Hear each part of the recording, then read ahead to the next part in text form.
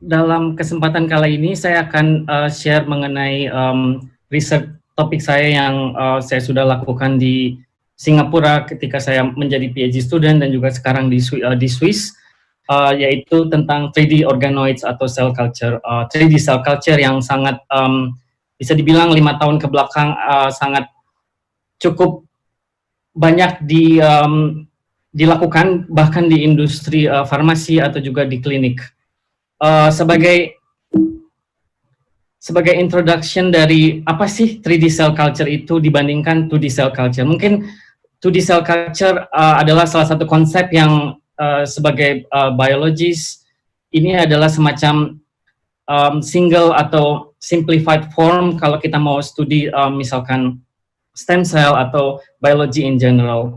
Jadi konsep dari 3D cell culture itu adalah bagaimana kita merepresentasikan cell culture itu se-real mungkin yang akan lebih mereplikasi keadaan di in vivo situasi, misalkan di organ tertentu. Misalkan kita lihat di epithelial cells di bagian kiri dan juga di mesenchymal di bagian kanan. Kalau di epithelial cells mungkin kita melihat cells itu akan semacam flat juga seperti di mesenchymal cells, karena untuk 2D cell culture biasanya sel itu akan berada di semacam cell culture flash yang cukup bisa dibilang mechanical properties-nya sangat tidak match dengan salah satu requirements atau persyaratan dari sel tersebut. Sedangkan kalau misalkan kita kultur sel tersebut di keadaan di three dimensional, misalkan salah satu contohnya di epithelial cells ini adalah MDCK cells, itu semacam proximal tubular cells di hewan anjing. Dia akan membentuk semacam lumen atau bola atau kita menyebutnya sebagai spheroids yang punya semacam fungsi untuk excretion function. Juga untuk di mesenchymal cells, sel tersebut akan bebas untuk migrasi di dalam keadaan three-dimensional culture yang tidak akan tercapture kalau kita kultur selnya di two-dimensional. Dari opini berbagai clinical trials di dunia farmasi misalkan atau di biopharmaceutical companies, dari analisa di tahun 2016, banyak drugs yang sudah bisa dibilang menuju ke phase 2 atau phase 3 trials, banyak obat yang menghasilkan side effect atau clinical failure trials yang bisa dibilang karena drugnya itu punya side effect toxicity atau mungkin kemanjuran dari drugsnya tersebut adalah punya istilahnya drug efficacy atau kemanjuran obat itu tidak efektif karena ada beberapa macam metabolisme yang tidak di-capture di animal models atau mungkin di 2D cell culture models. Sedangkan kalau kita melihat dari cell culture yang istilahnya konvensional 2D dan juga di manusia atau bahkan dari tisu biopsi misalkan di tisu explant, sebenarnya sel itu akan berdiri di three dimensional dan juga dia akan sangat berkaitan dengan sel-sel tetangganya dan juga dengan extracellular matrix atau juga dengan shear force misalkan, dan berbagai macam oxygen gradient, nutrien, dan juga soluble factors. Salah satu alasan dari penggunaan 3D cell culture ini yang bisa dibilang di Eropa sendiri adalah salah satu yang sangat berbagai macam industri atau bahkan lab di klinik sangat tertarik untuk dipergunakan untuk di masa depan karena kita memiliki 3R principle. Kalau misalkan kita akan studi di animal atau di eksperimentasi hewan, karena penggunaan hewan di riset itu bisa dibilang sangat mahal terutama, dan juga respons dari eksperimentasi di hewan ini terkadang tidak representatif dengan keadaan di manusia misalkan atau di sel manusia tersebut.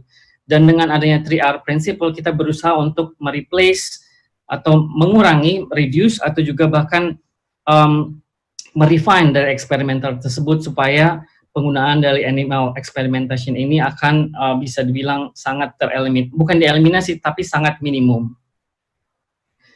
dengan adanya konsep organoids ini atau 3D cell culture antara tahun 2015 sampai sekarang sudah banyak kreasi dari organoids atau mini organ tersebut untuk beberapa organ, misalkan brain, otak, atau hati, juga ini small intestine atau large intestine, bahkan paru-paru, ginjal, retina atau mata, dan juga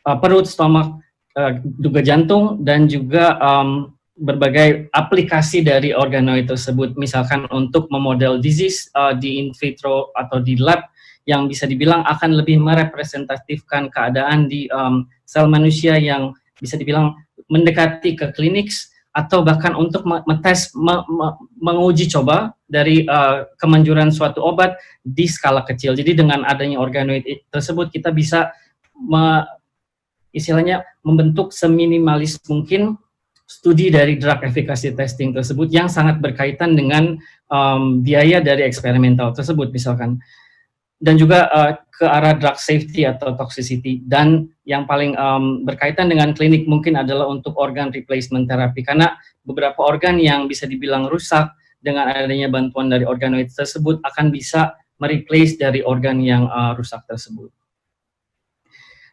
Untuk riset saya sendiri, saya akan mempresentasikan sedikit dari beberapa topik yang saya pernah kerjakan dan juga yang sedang saya kerjakan, misalkan dari arah liver atau biasanya kita studi di hepatocyte, ini tipikal dari epithelial cells dari liver, juga dari ginjal yang sangat sering diuji cobakan adalah proximal tubular cells, yaitu bagian yang sangat sensitif terhadap nephrotoxin treatment, atau bagian yang akan lebih mudah untuk rusak karena bersentuhan dengan nephrotoxin tersebut. Dan juga ada beberapa riset yang saya akan presentasikan dari arah jantung atau cardiomyocyte, dan yang sekarang saya kerjakan adalah di bagian small intestine. Secara skala besar sebenarnya transformasi dari 2D cell culture flask ke 3D spheroid dan juga organoids tersebut adalah bisa dibilang sangat groundbreaking dalam 10 tahun ke belakang, karena banyak sekali sekarang fungsi dari organoid tersebut yang tidak hanya untuk manusia, bahkan untuk membentuk mini organ dari hewan tertentu, misalkan dari kucing yang sedang saya kerjakan, juga dari rat atau tikus atau mencit yang sangat kritikal untuk drug toxicity studies. Fungsi lain dari organoid tersebut selain dari pharmacological application, juga disease modeling, patogen study yang sangat bisa dibilang bermunculan dari beberapa tahun ke belakang. Misalkan kita mau studi tentang patogen tertentu yang sangat berkaitan dengan small intestine models, juga untuk vaksin pre-screening, clinical therapy, bahkan. Dan yang paling terakhir yang sangat bisa dibilang hot saat ini adalah dengan adanya organoids tersebut kita bisa memproduksi insulin dari beta islet organoids atau pankreas, mini pankreas, dan juga salah satu riset yang sangat maju di Belanda saat ini di Huber Institute adalah produksi fenom dari organoids dari ular. Jadi dengan pembentukan organoids dari ular tersebut kita bisa memproduksi fenom di lab tanpa harus mengembangbiakan ular misalkan. Dari beberapa riset saya tersebut yang paling menarik sebenarnya adalah dari jantung, karena kita bisa mengkreasi stem cell atau induced pluripotent stem cell ke arah cardiomyocyte yang akan kita bentuk menjadi organoids, yaitu semacam bola tisu, yang bola tisu ini akan bisa istilahnya kontraksi, dan bisa kita studi kontraksinya ini berdasarkan beberapa macam cardiac disease, apa itu genetic disease, atau mungkin semacam environmental induced cardiac disease. Mungkin saya tidak akan terlalu detail. Ini salah satu contoh dari aplikasi organoid tersebut. Ini adalah hepatocyte spheroids yang kita kultur di scaffold atau semacam polymer hydrogel, yang dimana selnya itu akan membentuk bola. Dan bola selnya ini atau hepatocyte spheroid, mereka akan membentuk sel-sel adhesion, ikadirin, juga yang paling penting adalah basolateral dan juga apical domain, dan yang paling menarik adalah ketika kita melihat dari struktur ultrastruktur dari spheroid tersebut, dia akan membentuk semacam, kita menyebutnya ball canalicula, yang bisa dibilang akan berfungsi sebagai excretory functions dari si hepatocyte spheroid tersebut. Dan aplikasi yang kami kerjakan bersama dengan beberapa pharmaceutical industry, misalkan kita membentuk semacam tim untuk studi apa sih kegunaan hepatocyte spheroid ini untuk drug induction. Misalkan kita mengkonsumsi obat, lebih dari satu obat, karena pembentukan dari metabolisme salah satu obat ini akan mengaktifasi dari cytochrome V450 yang sangat penting untuk hepatocyte itu sendiri. Salah satu aplikasi dari hepatocyte tersebut adalah bagaimana kita membentuk human hepatocyte yang bisa dibilang dari manusia, hepatocyte atau sel hati yang akan bisa dibentuk sebagai spheroids, dan juga kita pergunakan spheroid tersebut untuk studi dari hepatitis C virus yang sangat berguna untuk men-screen dari kandidat hepatitis C virus sendiri yang bisa dikerjakan di mini human hepatocyte spheroid tersebut. Salah satu yang mungkin penting untuk diketahui dari pembentukan 3D cell culture tersebut dibandingkan dengan 2D cell culture adalah secara economical value, karena beberapa salah satu publikasi yang kami kerjakan dengan perusahaan di Prancis ini, di slide nomor 13 ini, adalah bagaimana kita menggunakan 3D cell culture untuk membentuk sel yang lebih kompak, yang lebih berdekatan sesama sel tersebut dibandingkan di two-dimensional. Dan kita melihat dengan pembentukan sel-sel yang lebih kompak, maturation dari 3D atau dari hepatocyte progenitor cells tersebut akan lebih cepat dibandingkan kalau kita cultured cell tersebut di 2D, karena dengan pembentukan 3D lebih mengarah ke realitas dari sel-sel interaction tersebut, dan juga kita bisa menghemat dari reagen tersebut yang kita biasanya pergunakan di 2D conventional culture. 50% lebih sedikit penggunaannya, karena kita bisa menghemat waktu 2 kali lebih cepat dari 2D cell culture tersebut. Ini adalah salah satu aplikasi juga untuk 3D cell culture atau spheroid culture yang kita bisa kerjakan di human proximal tubular cells, atau di ini salah satu sel ginjal manusia yang kita bisa representasikan untuk merepresentasikan bagaimana sih microenvironment dari sel itu bisa berkaitan di 3D cell culture. Karena dengan pembentukan dari dua cells yang berbeda, mereka akan bisa secara natural membentuk dari cells yang lebih merepresentasikan keadaan di in vivo situasi. Untuk slide 16 ini adalah kegunaan 3D cell culture tersebut. Bagaimana misalkan kita punya biomarkers yang bisa dibilang sangat relevan di klinik, tapi bagaimana kita memvalidasi biomarkers tersebut. Misalkan biomarkers yang kita pakai adalah ADAM17. Ini adalah biomarkers yang salah satu yang penting ketika kita mengalami diabetic nephropathy atau keadaan gagal ginjal. Bagaimana kita studi dari ADAM17 ini in vitro, yaitu dengan 3D spheroid atau 3D cell culture dari proximal tubular cells. Karena dengan adanya 3D proximal tubular cell spheroid tersebut, kita bisa knock out atau memodifikasi secara genom dengan CRISPR-Cas9 misalkan dari genes ADAM17 tersebut, yang kita akan bisa melihat efek dari deletion genes-nya ini ke arah validasi dari klinik misalkan. Mungkin yang lebih menarik adalah aplikasi dari 3D cell culture yang salah satu yang kami baru publish tahun ini adalah bagaimana induced pluripotent stem cells atau iPSC, salah satu sel punca yang bisa didiferensiasi atau differentiated ke arah cardiomyocyte. Bagaimana kita menggunakan 3D spheroid ini atau 3D organoids ini sebagai disease modeling, karena salah satu penyakit dari di arah kardiovaskular adalah hypertrophic cardiomyopathy atau HCM. Ini adalah genetic disease karena salah satu missense mutation dari salah satu genes MYH7.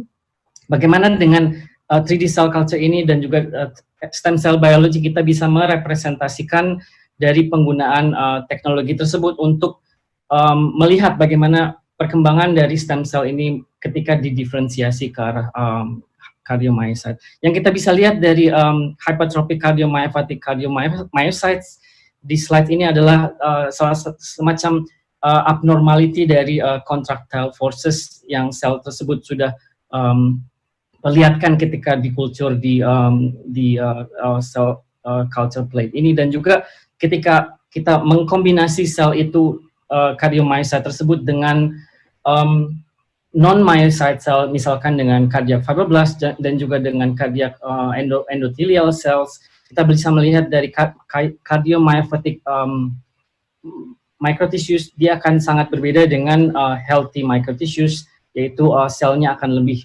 istilahnya renggang, dan juga pembentukan dari abnormal markers dari di dalam microtissue tersebut. Ini adalah salah satu penggunaan 3D organoids juga untuk memonitor calcium activity dari misalkan ini yang panel yang paling atas, dan juga yang tengah adalah yang istilahnya kita sebutnya sebagai yang cardiomyocyte dari healthy patients. Sedangkan yang terakhir adalah cardiomyocyte atau sel jantung yang dari hypertrophic cardiomyopathy. Dengan adanya 3D organoids teknologi tersebut, kita bisa memonitor dari abnormality di calcium activity, yaitu dengan imaging techniques yang kita bisa capture ke arah mean signal profile, yang bisa dibilang ini adalah salah satu future disease intervention dengan genomic editing.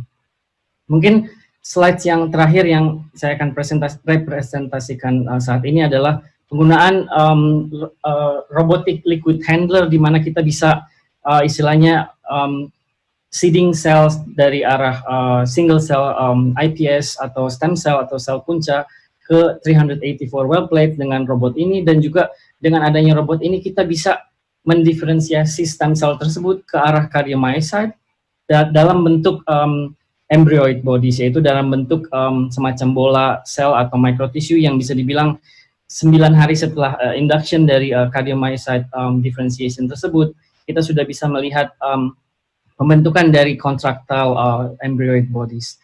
Dengan adanya robot ini bisa dibilang kita bisa bisa akan lebih menghemat dari pengeluaran budget riset, yaitu dengan mengurangi atau bahkan eliminasi dari protein coating yang biasanya kita perlukan di 2D cell culture, dan juga dengan pembentukan dari microtissue contractile beating tersebut, kita bisa mencegah cell delamination, karena cell delamination ini sangat sering terlihat di 2D cell culture. Ketika kita mengculture contractile cell, biasanya dari 2D cell culture tersebut, dia akan lebih mudah untuk lepas dari cell culture tersebut, dan pada akhirnya kita akan kehilangan banyak sel karena cell loss tersebut.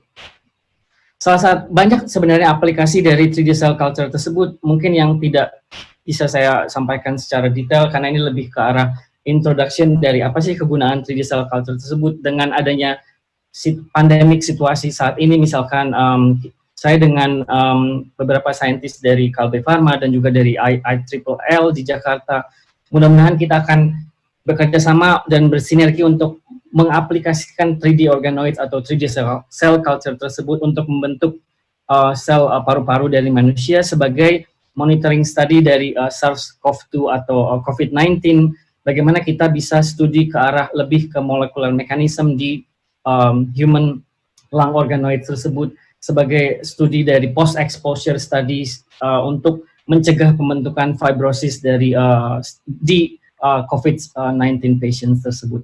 Dan salah satu diskusi yang sedang saya in progress, salah satunya adalah untuk membentuk bagaimana 3D cell culture ini akan diaplikasikan untuk 3D skin bioprinting, misalkan, karena dengan mempunyai 3D skin bioprinted platform tersebut, kita bisa istilahnya lebih ke arah realitas untuk studi dari human kulit dari manusia untuk cosmetic testing, misalkan, yang bisa dibilang lebih ke arah human property, dan juga yang paling penting adalah mengurangi penggunaan dari hewan untuk studi di 3D skin study tersebut untuk cosmetic testing.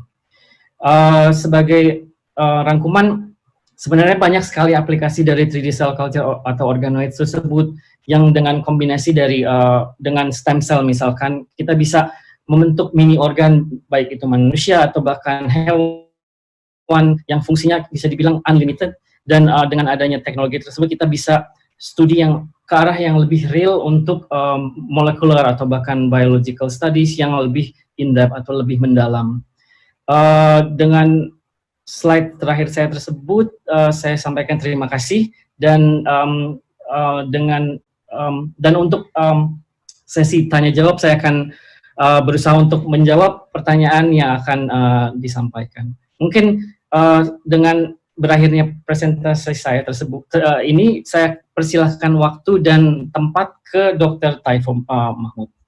Terima kasih. Baik, bismillahirrahmanirrahim. Assalamualaikum warahmatullahi wabarakatuh. Selamat malam. Mbak Sas, slide-nya bisa dilihat ya? Bisa, Bapak. Oke. Salam sejahtera bagi kita semua. Terima kasih moderator atas kesempatannya. Pada malam hari ini dalam waktu 15 menit ke depan, saya ingin memaparkan sedikit secara singkat perkembangan teknologi-teknologi yang digunakan dalam penemuan obat-obat baru saat ini, terutama yang berhubungan dengan produk alam atau natural product. Jadi sebagai pembuka, saya ingin memulai dengan menceritakan sedikit kembali bagaimana Edward Jenner, orang yang pertama sekali menemukan vaksin, meneliti tentang vaksin penyakit cacar di tahun 1796, di akhir abad ke-18. Saat itu Jenner mengamati bahwasanya banyak pemerah susu sapi yang sudah terkena penyakit cacar sapi, kebal terhadap penyakit cacar manusia yang sangat mematikan pada saat itu. Lalu dia berhipotesa bahwasanya infeksi cacar sapi dapat meningkatkan kekebalan tubuh kita terhadap penyakit cacar manusia. Lalu dia melakukan percobaan dengan menginjeksi nanah dari luka cacar pemerah sapi yang terserang penyakit cacar sapi ke seorang bocah yang bernama James Pitt, yaitu anak dari tukang kebunnya sebenarnya. Kemudian dia mengekspos bocah tadi dengan virus cacar manusia. Ternyata si bocah menjadi kebal terhadap virus cacar manusia. Nah, ini tentunya penemuan dalam bidang kedokteran yang sangat luar biasa sekali pada saat itu, karena menjadi cikal bakal dari pengembangan vaksin ya sampai saat ini. Tapi kalau kita lihat dari segi etika dan values atau nilai-nilai yang ada saat ini, apa yang dilakukan oleh Edward Jenner itu sangat impossible ya untuk dapat dilakukan pada saat ini. Jadi kalau kita lihat sejarahnya, kedokteran itu sebenarnya pada zaman itu banyak orang-orang yang menjadi korban dari percobaan dari ahli-ahli kedokteran pada masa itu. Kemudian pada tahun 1935 misalnya, ini contoh kedua, di abad ke-20, Gerhard Domack, seorang saintis dari Jerman, pertama kali menemukan zat pewarna sintetik yang bernama Prontosil, dapat digunakan sebagai antibakteri. Juga suatu penemuan yang hebat sekali, karena inilah awal dari pengembangan obat-obat sulfa yang kita kenal sampai saat ini, malah dianggap salah satu antibacterial drug ya yang ditemukan yang awal. Tapi yang menariknya, Prontosil itu tidak aktif secara in vitro. Jadi kalau tidak aktif secara in vitro, kenapa boleh dilakukan uji in vivo atau uji klinis ke manusia? Sesuatu yang juga tidak mungkin dapat kita lakukan pada zaman modern sekarang ini. Tapi tentunya kita curious, kenapa sih in vitro tidak aktif tapi aktif dalam in vivo? Ternyata di dalam tubuh Prontosil ini dihidrolisa menjadi sulfanilamide yang aktif terhadap bakteri. Tentunya ini salah satu sukses story. Tapi banyak juga manusia menjadi korban di zaman-zaman itu karena percobaan-percobaan lain yang gagal. Jadi saya kira yang pertama, pelajaran yang perlu kita tarik di sini adalah walaupun pengetahuan, penelitian, dan kerja keras ya, itu sangat penting dalam usaha penemuan obat-obatan baru. Tapi haruslah kita lakukan secara benar dan beretika. Sejak penemuan obat sulfa, barulah ditemukan obat-obat antibiotik lain seperti gramesidin dan penisilin misalnya. Kemudian banyak sekali saintis berlomba-lomba mencari antibiotik yang dapat membunuh bakteri gram positif atau gram negatif. Tapi kalau kita perhatikan timeline penemuan antibiotik yang banyak kita gunakan sekarang seperti tetracycline, streptomycin, erythromycin, vancomycin, chloramphenicol, dan sebagainya, kebanyakan mereka itu ditemukan antara tahun 1940-an sampai 1960-an. Saat itu disebut Golden Age of Antibiotics.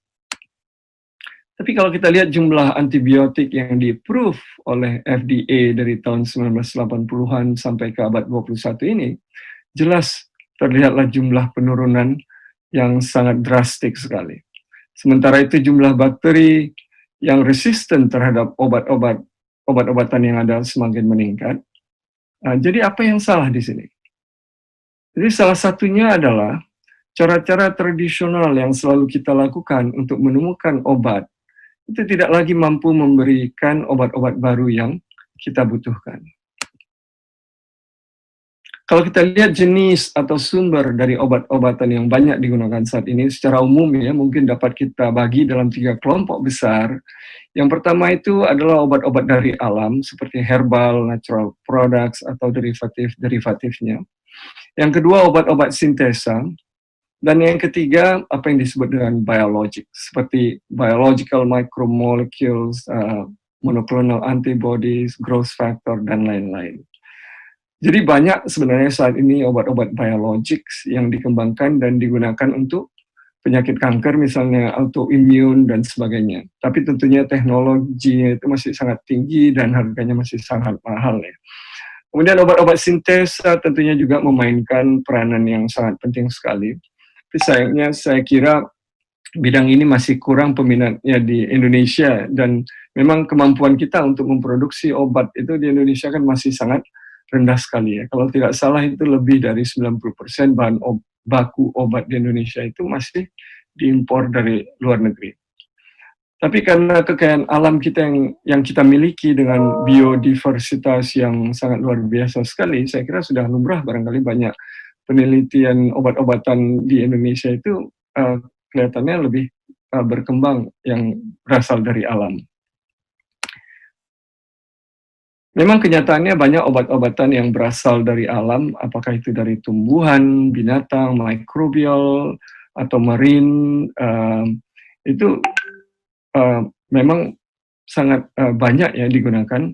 Berdasarkan statistik, saat ini ada sekitar 60% obat-obatan yang digunakan itu berasal dari alam atau derivatif-derivatifnya. Atau obat sintesa, tapi sintesanya itu terinspirasi dari senyawa-senyawa alam. Tapi untuk mendapatkan obat-obatan baru, kalau caranya seperti dulu, hanya misalnya pergi ke hutan atau ke laut untuk mencari obat-obatan baru, kemungkinan suksesnya itu sudah tidak begitu baik, tidak begitu bagus lagi. Istilahnya kalau di sini banyak yang menyebut seperti fishing expedition. Kalau beruntung ya dapat ikan, kalau nggak beruntung ya nggak dapat ya, pulang dengan tangan kosong. Apalagi kalau mancingnya di tempat yang sama. Tentunya yang dapat itu aja ya. Kalau kemarin Bandeng, hari ini dapat Bandung juga gitu. Barangkali kalau natural product chemist itu tahu itu, misalnya kemarin dapat flavonoid, hari ini dapat flavonoid lagi. Tapi saya kira fishing expedition atau exploratory research sebenarnya tidak ada salahnya ya. Asalkan kita dapat mengadopsi teknologi-teknologi transformatif yang berkembang saat ini untuk meningkatkan luaran atau output daripada penelitian kita tadi. Tentunya seperti kita ketahui saat ini banyak platform otomatisasi seperti high throughput atau high content screening yang digunakan dalam penelitian obat, termasuk penemuan-penemuan obat baru, apalagi kalau dikombinasikan dengan 3D cell culture tadi yang Dr. Bram jelaskan, itu akan menjadi suatu platform yang sangat powerful sekali. Kemudian dengan adanya atau berkembang pesatnya teknologi modern saat ini, banyak sekali informasi-informasi yang dapat kita peroleh untuk membantu kita dalam penelitian drug discovery. Apakah itu genome sequencing, protein sequencing, dan lain-lain. Kemudian berbagai macam analisa dapat dilakukan secara sistemik. Apakah itu genomic, transkriptomik, proteomik, atau metabolomics misalnya. Belakangan ini banyak juga yang sudah mengenal in silico screening, ya, atau artificial intelligence based research, dan menggunakan structural based prediction atau computational calculation dan sebagainya. Tapi tentunya hasilnya itu masih merupakan prediksi yang masih harus dibuktikan secara eksperimental. Jadi saya kira untuk dapat lebih berhasil dalam penelitian obat drug discovery, terutama dalam bidang natural product, ada 3 hal yang perlu kita pertimbangkan. Yang pertama adalah sumber dari bahan penelitian kita itu. Apakah bahan yang kita teliti itu baru atau belum pernah diteliti orang, atau unik, dan sebagainya. Seperti yang saya sebutkan tadi, Indonesia itu berada dalam posisi yang sangat strategis sekali, karena kekayaan alam dan biodiversitas kita itu yang sangat tinggi yang kita miliki. Yang kedua adalah tersedianya alat atau teknologi yang advance untuk dapat melakukan penelitian tersebut dengan efektif. Tentunya ini harusnya menjadi tanggung jawab institusi untuk menyediakannya. Misalnya, jadi kalau ada dihadirin ada Bapak Dekan atau rektor, barangkali ini perlu dipikirkan untuk mendapatkan peralatan-peralatan yang state of the art, yang sangat advance, sehingga peneliti-peneliti di institusi tersebut dapat menghasilkan hasil-hasil penelitian yang kompetitif dan sangat berharga. Yang ketiga adalah new approaches, jadi menggunakan metode-metode yang baru atau cutting edge dalam melakukan penelitian tadi. Misalnya menggunakan metode genome mining, atau biosynthetic engineering, atau synthetic biology, structure-based drug design, dan sebagainya. Nah, tentunya ini menjadi tanggung jawab si peneliti sendiri, tanggung jawab kita dalam hal ini. Di sini izinkan saya untuk berbagi sedikit tentang beberapa metode yang sudah kami gunakan di lab saya di Oregon State University.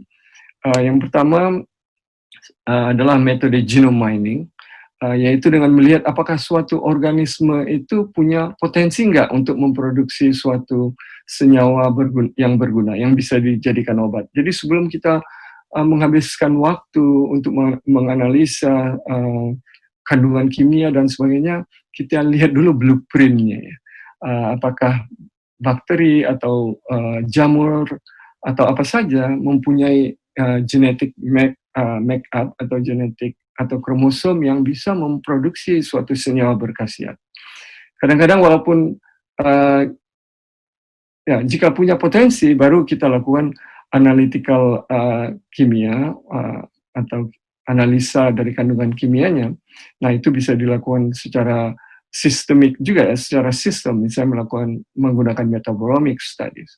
Tapi kadang-kadang walaupun gennya ada, tapi senyawanya tidak ada. Jadi kadang-kadang diperlukan modifikasi genetik agar organisme tersebut dapat memproduksi senyawa yang kita harapkan.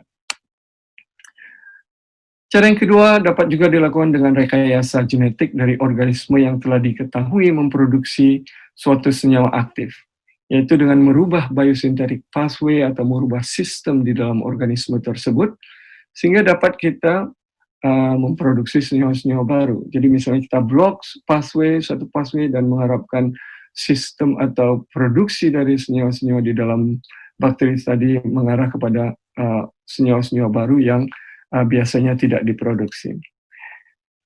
Jadi misalnya di sini rekayasa genetik dari bakteri yang memproduksi senyawa pactamycin yang mempunyai aktivitas antitumor. Tapi dengan metode ini kami dapat memproduksi senyawa-senyawa derivatif yang mempunyai bioaktivitas yang lain, misalnya seperti anti malaria dan sebagainya. Selanjutnya, produksi senyawa-senyawa baru juga dapat dilakukan dengan menggunakan pendekatan chemoenzymatic, yaitu dengan menseleksi atau merekayasa enzim-enzim yang mempunyai fleksibilitas yang tinggi, yang dapat menggunakan berbagai substrate yang berbeda dan menghasilkan senyawa yang berbeda pula.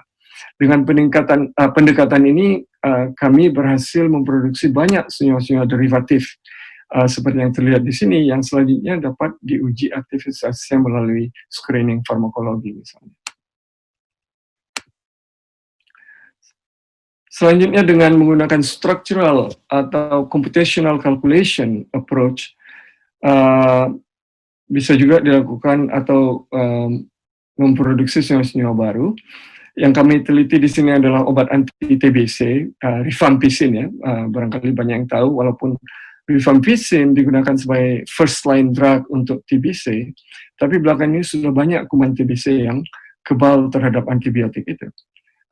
Dengan membandingkan struktur dari protein RNA polymerase dari kuman TBC yang sensitif dengan yang resisten, kemudian dengan melakukan computational calculation, dapat diprediksi kira-kira modifikasi apa yang dapat dilakukan untuk meningkatkan aktivitas dari obat tersebut.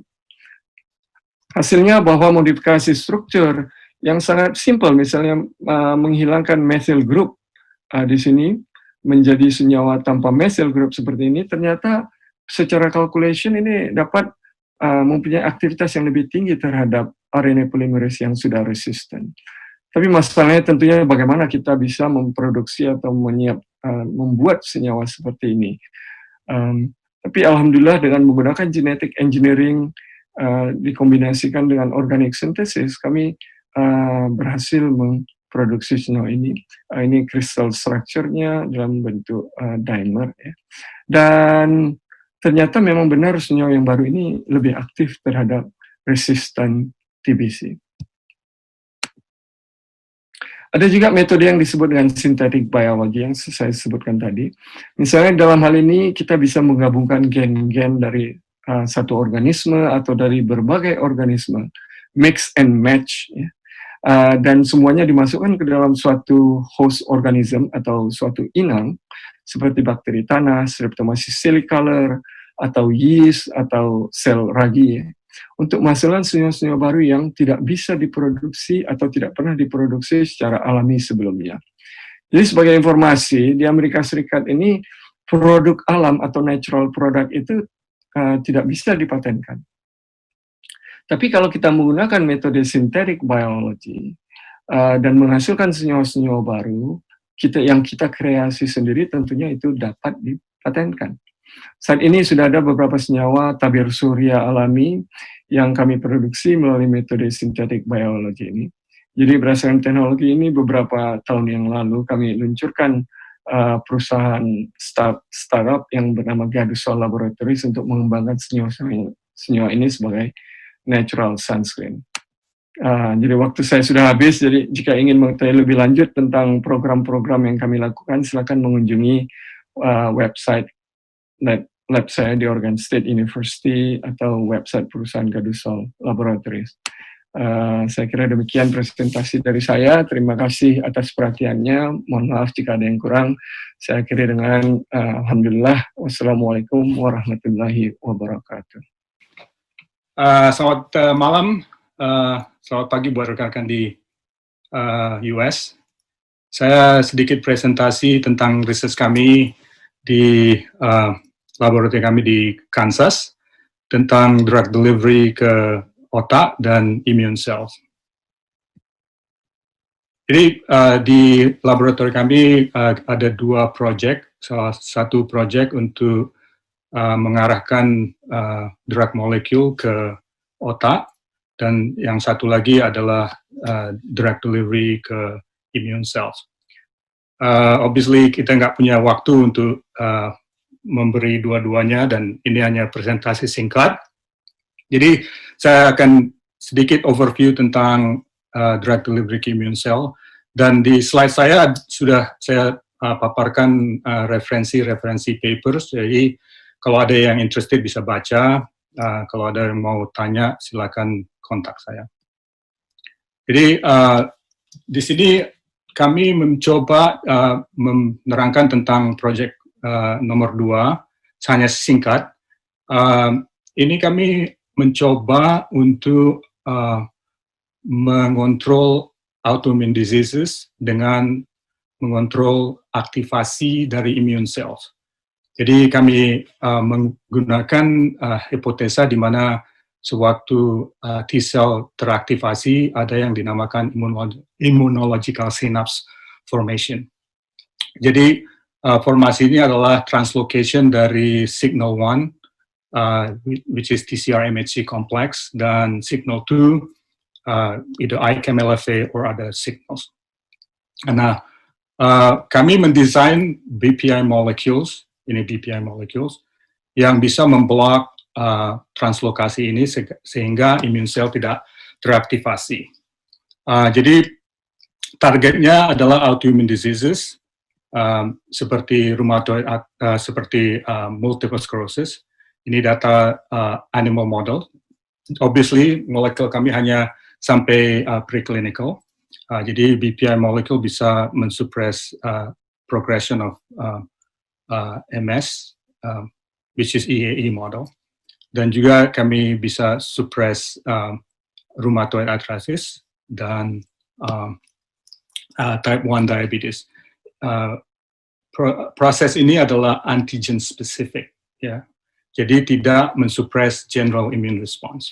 Sekarang kami sedang mencoba melihat atau mempelajari mekanisme dari molekul kami.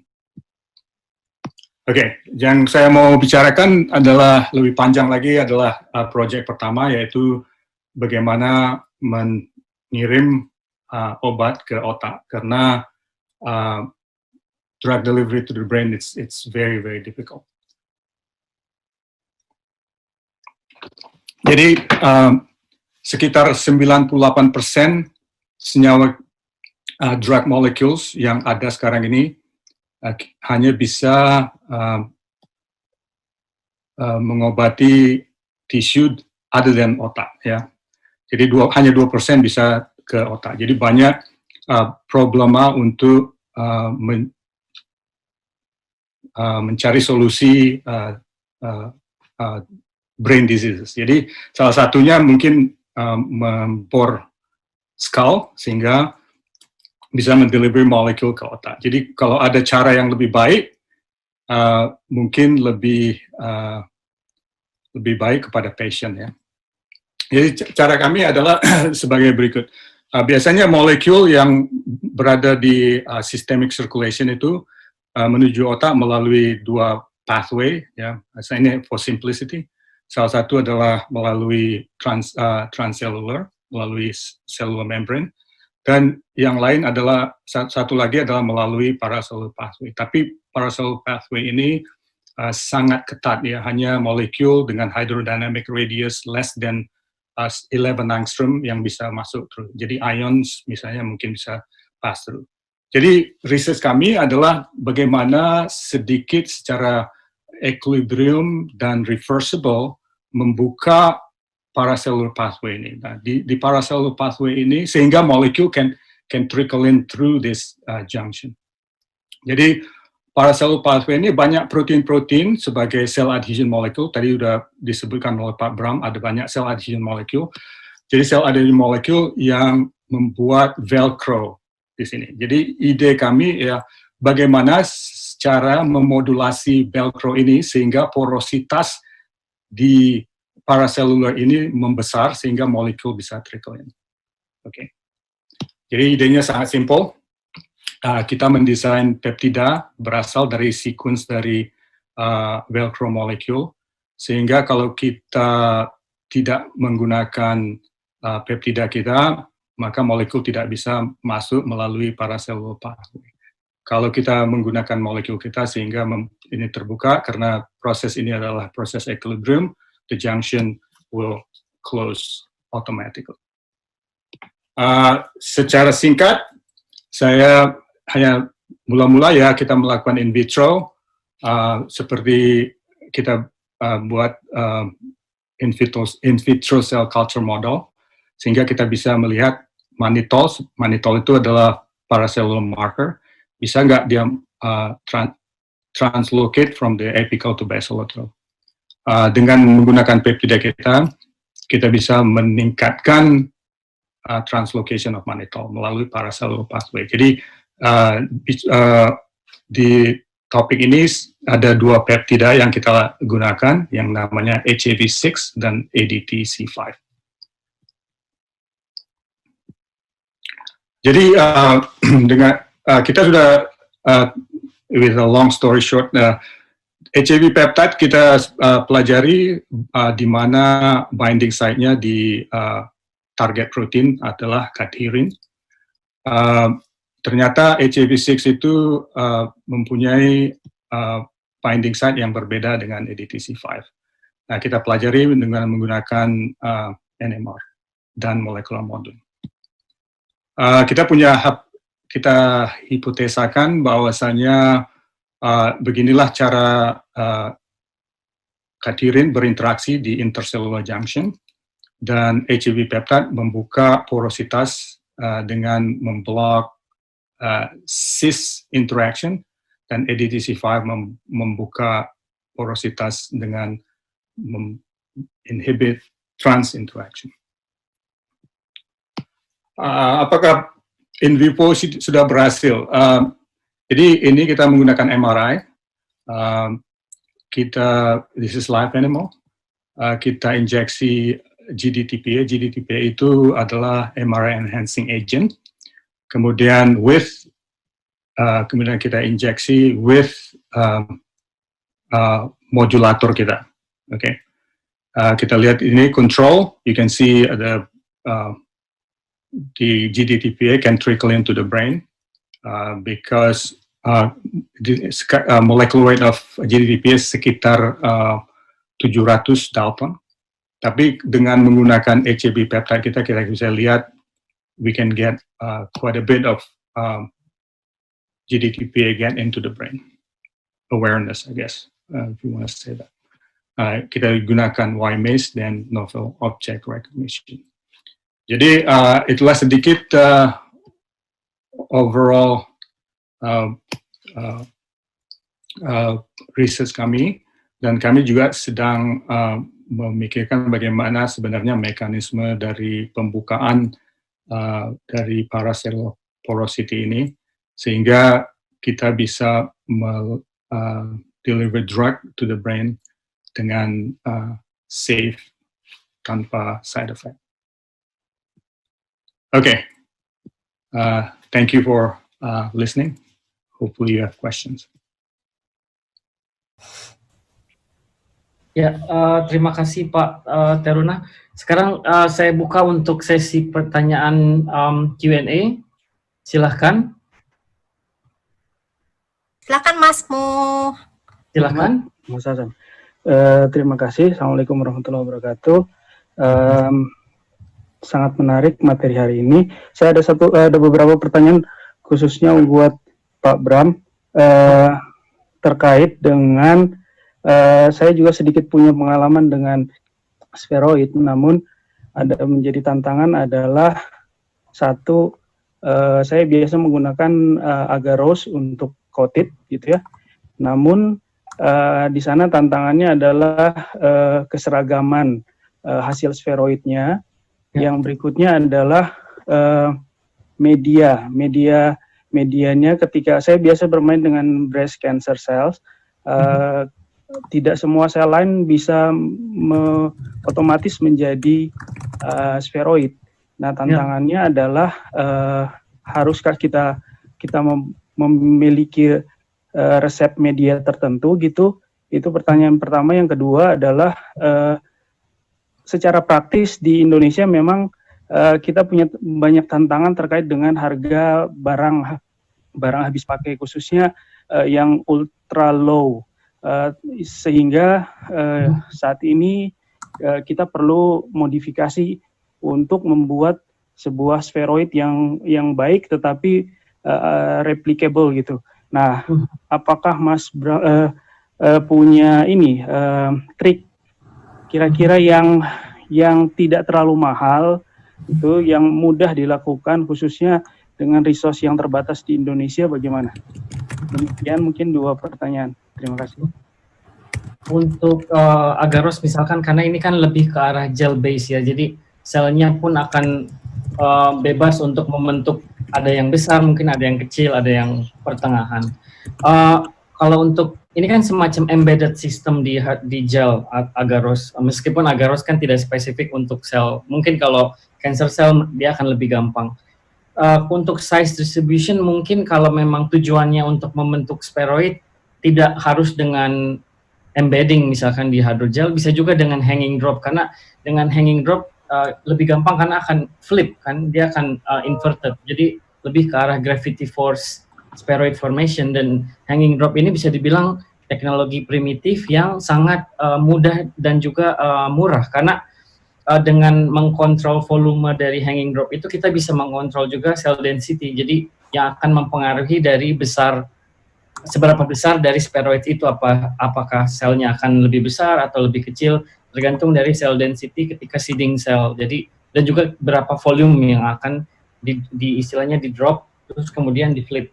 Dan menurut saya ini teknologi yang bisa dibilang untuk cancer cell line lebih gampang, karena majority dari cancer cell line sebenarnya dia akan membentuk spheroid, karena kan mereka akan membentuk tumor. Mungkin ada perbedaan, mungkin dari itu benign atau malignant tumor cells akan berbeda propertinya, tapi rata-rata cancer cell itu sangat mudah untuk membentuk spheroid. Mungkin beberapa sel yang tidak bisa spontaneously membentuk spheroid mungkin karena medianya yang tidak spesifik, karena beberapa sel butuh suplemen, misalkan mungkin amino asid tertentu atau mungkin serum. Kalau ultra low attachment plate memang teknologi yang bisa dibilang, karena ini kan semacam surface modification kan, dan memang bisa dibilang untuk well plate based modification cukup mahal, karena modifikasinya biasanya dengan amino plus atau semacam covalent modification dari plate. Kalau memang tidak punya teknologi yang bisa memodifikasi, mungkin dengan idealnya seperti plasma, juga bisa dengan coating dari polylysin, karena polylysin itu juga bisa dibilang lebih mudah karena dia solution kan, cair. Jadi dengan polylysin cair itu kita masukkan ke well plate atau mungkin cover slip, biasanya mungkin 1 jam inkubasi terus kita remove polylysinnya itu, dan otomatis dia akan ultra low attachment properties. Jadi yang akan bisa dibilang sebanding dengan plasma modification, tapi yang lebih ekonomis. Terima kasih. Ya, sama-sama. Ada pertanyaan selanjutnya? Baik, selanjutnya tadi yang sudah giliran untuk bertanya, dipersilahkan tadi yang sudah raise hand, Profesor Mukhtaridi. Kami persilahkan. Sebentar.